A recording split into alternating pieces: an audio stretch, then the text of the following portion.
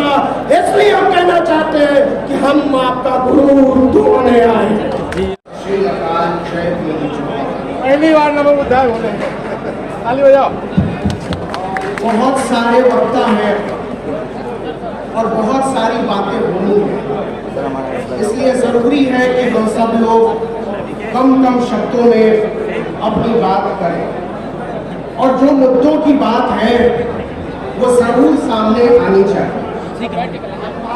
सबसे पहले मैं सुमित जी को, उनके साथियों को और इन सबसे ज्यादा आप सब लोगों को इस बात के लिए बधाई देना चाहता हूं कि इतने मुश्किल दौर में, एक ऐसे वक्त में जब हमारे हकूक पर हमला हो रहा है, एक ऐसे वक्त में जब हमें नहीं पता कि संविधान का राज कब तक रहेगा और कब इसके ऊपर हिंदू राष्ट्र का झंडा लगा दिया जाएगा, जब नहीं पता कि भारत के यूनिवर्सिटीज, विश्वविद्यालय कब प्राइवेट हाथों में नीलाम कर दिए जाएंगे, जब नहीं पता कि देश की अदालतें अपने फैसलों का अख्तियार, अपना रुख कब बदल लेंगी, जब नहीं पता कि इस देश का पुलिस बल आने वाले दिनों में कैसे काम करेगा, और इन सबसे ज्यादा जब नहीं पता कि हमारी चुनी हुई सरकारें हमारे अरमानों के बारे में क्या सोचेंगी,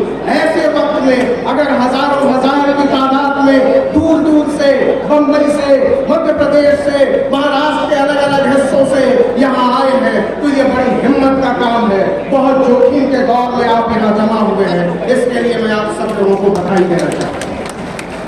सोशल मीडिया पर सवाल है कि आज जो दौर है, जिस दौर में हम सब इकट्ठे हुए हैं, यहाँ मंच पर बहुत सारे लोग हैं, देश के दिग्गज वकील हैं, हिंदुस्तान की सबसे बड़ी यूनिवर्सिटी का एक दिग्गज अध्यापक है, जो आएगा तो आपको बताएगा कि कैसे न्यू एजुकेशन पॉलिसी के नाम पर हमारे और आपके हाथ से पढ़ाई लिखाई का हक छीना जाने वाला है।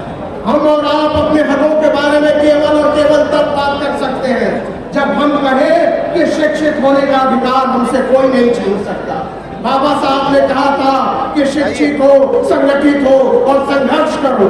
उनके नारे का पहला हिस्सा था शिक्षित हो, लेकिन सबसे ज्यादा हमला आज की तारीख में हमारी शिक्षा पर बोला जा रहा है। मैं कम शब्दों में आपके सामने बताना चाहता हूँ कि कैसे ये अधिकार हमसे छीना जा रहा है।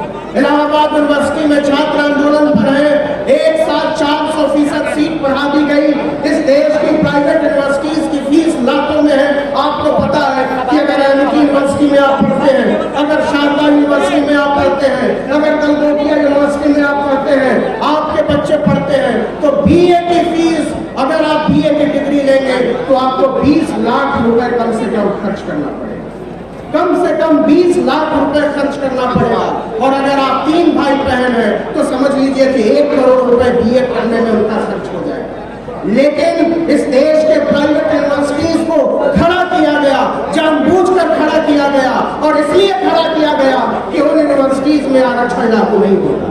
इसलिए खड़ा किया गया कि बताया जा सके कि इस देश के दलितों, इस देश के पिछड़ों, इस देश के पसमानदा, इस देश के पिछड़े हुए लोगों, तुम्हारा काम पढ़ाई लिखाई करना नहीं है, तुम्हारा काम झूठे बर्तन बांधना है, तुम्हारा काम फोकट में हजामत बनाना है, तुम्हारा काम बर्तन धोना है, तुम्हारा काम लोहा टूटना है, तुम्हारा काम अदालतों में फैसला सुनाना नहीं है। लेकिन हम ऐलान करना चाहते हैं कि आप जो ये कॉन्स्पिरेसी थ्योरी चला रहे हैं इस देश के पिछड़ों के खिलाफ, इस देश के उन लोगों के खिलाफ जो अपने हक के लिए लड़ते हैं, हम आपको ये नहीं करने देंगे।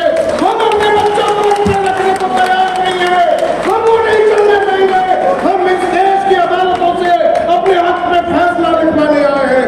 इसलिए आज इस देश के यूनिवर्सिटीज को बैकडोर से प्राइवेट बनाया जा रहा है।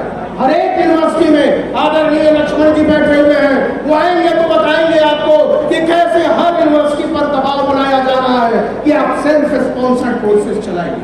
मतलब आप अपना पैसा दीजिए और आप अपनी पढ़ाई कीजिए, और अगर आपके पास पैसा नहीं है तो आप नहीं पढ़ सकते। ये रोक किस लिए?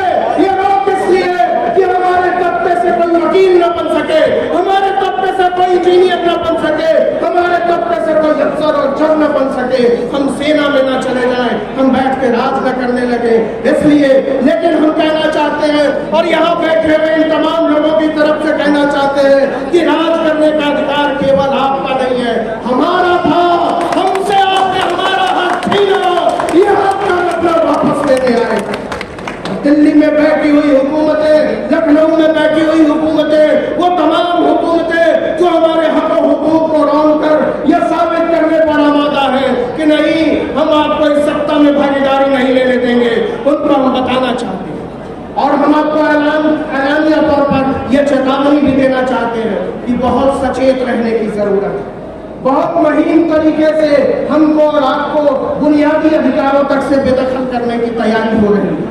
पिछले दरवाजे से जिस तरीके से कृषि कानून लाया गया, जिस तरीके से इस देश में न्यू एजुकेशन पॉलिसी लाई गई और भी सारी पॉलिसीज का रोड मैप तैयार किया जा रहा है, उस पर भी बोलना जरूरी है। हमको एक बड़े एकड़ की जरूरत है। ये ठीक है कि हम दलितों, पिछड़ों, आदिवासियों की बात करें, लेकिन इसमें जरूरी है कि हम पसमानदा को जोड़ें। यह जरूरी है कि हम मुसलमानों को जोड़ें जिनको लिंच किया जा रहा है दिन के उजाले में, रात के अंधेरे में। जरूरी है कि हम किसानों को जोड़ें, जरूरी है कि हम औरतों के अरमानों को जोड़ें, हम अपनी बेटियों को जोड़ें, हम अपनी माओं को जोड़ें। हम एक बड़ी लड़ाई का हिस्सा बनने के लिए यहाँ जमा हैं। और इसलिए मैं कहना चाहता हूँ कि आज जब सत्ता के गलियारों से आवाज उठती है कि हम आपको आरक्षण नहीं लेने देंगे, हम आपको अपना अधिकार नहीं लेने देंगे, ये इसलिए उठती है क्योंकि हमने सदियों की सड़ी हुई, गली हुई व्यवस्था को तोड़ने का ऐलान कर दिया। ये व्यवस्था टूटेगी, आज नहीं तो कल टूटेगी, कल नहीं तो परसों टूटेगी। हम नहीं तोड़ पाएंगे तो हमारी आने वाली नस्लें तोड़ेंगी, लेकिन ये व्यवस्था टूटेगी। और हम ऐलान करना चाहते हैं इस विशाल मंच से, इस आदरणीय मंच से, आप लोगों की मौजूदगी में कि हमारे लिए जो खतरे पैदा किए गए हैं, हमारे लिए जो दीवारें उठाई गई है, हमारे रास्ते में जो कांटे बिछाए गए हैं, हम उन कांटों और अंगारों पर चलने के तैयार हैं। हम चलेंगे, बताएंगे आपको, यहाँ की सड़क से लेकर दिल्ली की संसद तक कूच करेंगे। और हम चेतावनी देना चाहते हैं कि आप जो बातें करते हैं, आप जो इशारों में कहते हैं, हम उसको समझते हैं, हम उसको समझते हैं। आप जो कॉन्स्पिरेसी चला रहे हैं, आप जो हमको समझाना चाहते हैं अलग अलग तरीकों से कि हम पढ़ने का अधिकार छोड़ दें, हम समानता के अधिकार मांगना छोड़ दें, हम उन अधिकारों की मांग छोड़ दें जो हमारे रगों में रहता है, तो हम बताना चाहते हैं कि हमने बेड़ियां तोड़ी हैं, हम आगे भी बेड़ियां तोड़ेंगे। लोहा हमने बनाया, हथियार आपका हो गया, खेती हमने की, जमीन आपकी हो गई, सड़कें हमने बनाई और आपका हो गया टोल टैक्स। ये व्यवस्था इस देश में चलने वाली नहीं है। और ये सारी व्यवस्थाएं सिर्फ इसलिए तोड़ी जा रही है क्योंकि हम और आप कल को अपना अधिकार मांगना बंद कर देंगे। लेकिन हम कहना चाहते हैं और बहुत साफ तरीके से कहना चाहते हैं, बहुत छोटी सी समझ के साथ कहना चाहते हैं कि इस व्यवस्था की जड़ताओं को तोड़ना होगा। इस व्यवस्था की जड़ताओं को इसलिए भी तोड़ना होगा, केवल इसलिए नहीं, ये केवल एक नौकरी का सवाल नहीं है बाबू, ये केवल पढ़ाई लिखाई एक डिग्री का सवाल नहीं है साहब, ये हमारी अस्मिता का सवाल है, ये हमारे अस्तित्व का सवाल है, ये बुनियादी स्वतंत्रता की उन अवधारणाओं का सवाल है जिसके लिए बाबा साहब अम्बेडकर ने हमको संविधान नाम का एक पवित्र ग्रंथ दिया। हम ऐलान करना चाहते हैं कि संविधान से पवित्र किताब इस संसार में कोई नहीं है। हम मरते दम तक इस देश में संविधान का राज कायम रखेंगे। हम कहना चाहते हैं कि चाहे तो हो जाए, लेकिन आप हिंदू राष्ट्र बनाने का अगर सपना देख रहे हो तो बेहतर होगा आज आप ये सपना देखना छोड़ दो, क्योंकि आप भगे जाओ। आप बहुत दिनों तक लड़ाई करो, बहुत दिनों तक सोचो, इससे बेहतर है कि आज आप इस पर बात बंद करें। हम समानता और बराबरी के अधिकार के लिए रह रहे हैं। मैं ज्यादा वक्त नहीं लेना चाहता हूँ, बहुत सारे लोग बैठे हुए हैं, लेकिन ये एक बात सच है कि इस देश के दलितों को, इस देश के पिछड़ों को, इस देश के आदिवासियों को, इस देश के पसमानदा मुसलमानों को, भाषाई अल्पसंख्यकों को एक मंच पर आने की जरूरत है। हमको एक बड़ी छतरी बनाने की जरूरत है।